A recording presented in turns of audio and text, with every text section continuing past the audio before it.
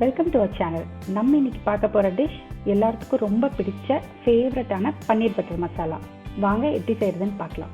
அதுக்கு முன்னாடி நம்ம சேனல் சப்ஸ்கிரைப் பண்ணாதவங்க சப்ஸ்கிரைப் பண்ணிக்கோங்க. பக்கத்தில் இருக்க பெல் ஐக்கான் ப்ரெஸ் பண்ணிக்கோங்க.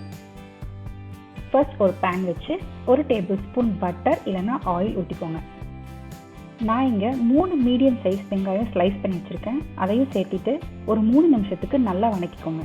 4 பல்லு பூண்டு, 1 இன்ச்சு இஞ்சி சேர்த்திக்கோங்க. 6லேருந்து 7 முந்திரி பருப்பு எடுத்து அதையும் நல்லா வதக்கிக்கோங்க. நான் இன்னைக்கு 6 மீடியம் சைஸ் தக்காளி சாப் பண்ணி வச்சுருக்கேன். அதையும் சேர்த்து வதக்கிக்கோங்க. மூடி போட்டு ஒரு 5 நிமிஷத்துக்கு குக் பண்ணுங்க. நல்லா குக் ஆகிடுச்சு. இந்த ஸ்டேஜ் வந்தோடனே ஆஃப் பண்ணிடுங்க. மசாலா நல்லா ஆறுனதுக்கப்புறம் நல்லா மைய அரைச்சி எடுத்துக்கோங்க. வெண்ணெய் 2 டேபிள் ஸ்பூன் சேர்த்திக்கோங்க.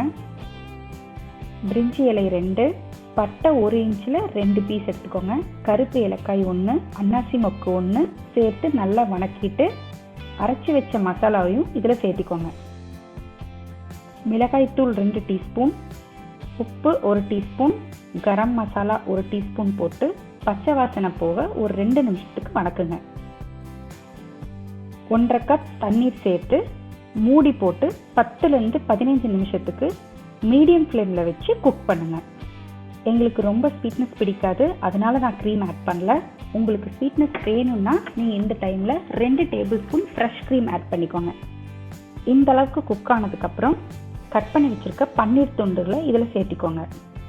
மூடி போட்டு 1 நிமிஷம் குக் பண்ணால் போதும். பன்னீர் ரொம்ப நேரம் குக்காக வேண்டாம். கொஞ்சமாக கசூரி மேத்தி கையில் இப்படி கசக்கி சேர்த்திக்கோங்க.